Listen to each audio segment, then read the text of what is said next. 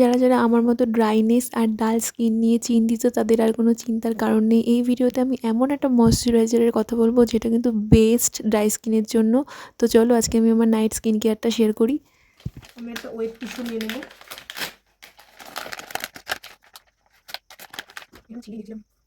আমি স্যালিসিলিক অ্যাসিডের মিনিমালিস্টার এই ক্লিনজারটা ইউজ করবো। যাদের স্কিনে অ্যাকনের প্রবলেম আছে তারা এটা ইউজ করতে পারো। এটা খুবই ভালো।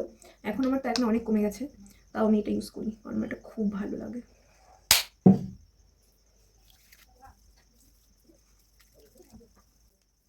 তো ভালো করে ফেসটা ক্লিন করে নেবে তোমরা, আর বেশি ডলবে না। আমি মেকআপ সম্পর্কে অত জানি না, বাট স্কিন কেয়ার সম্পর্কে আমার এইটুকু নলেজ আছে। তো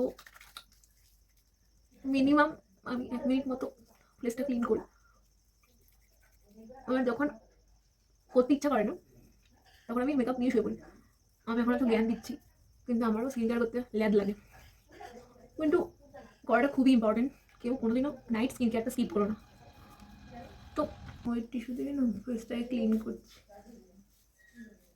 ক্লিন কমপ্লিট। তো এখন মুখটা একটু টান ধরছে, আমার একটু ড্রাই স্কিন তো, কিন্তু তাও অ্যাকনে হয়, তার জন্য আমি ওটা ইউজ করি। আর এখন আমি ইউজ করব আলফা আর বিউটিন এই সিরামটা, যেটা কিনা আমার এই ডার্ক স্পটগুলোকে রিমুভ করতে সাহায্য করে। তো এই যে সিরাম, এটাও মিনিমালিস্টের, আমি আগেই বলেছি মিনিমালিস্টের প্রোডাক্ট আমার কতটা ভালো লাগে। তো জাস্ট ড্যাব ড্যাব ড্যাব ড্যাব করে নেবো একটু স্কিনের মধ্যে। পরে নেক্সট প্রোডাক্টটা ইউজ করবে, একটু স্কিনটাকে অ্যাবজর্ব করতে দাও।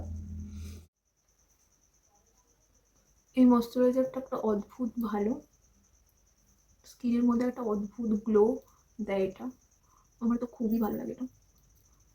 ড্রাই স্কিনের জন্য এই ময়শ্চারাইজারটা হচ্ছে বেস্ট, মারুলা অয়েল। লাস্টে আমি আমার লিপে এই বোরোলিনটা ইউজ করবো, আমার নাইট স্কিন কেয়ার রুটিন। যদি তোমাদের প্রোডাক্ট লিঙ্ক লাগে আমি আমার ফেসবুকে দিয়ে দেবো, ওখান থেকে তোমরা পারচেস করে নিতে পারো। আর আজকে আসি, গুড নাইট।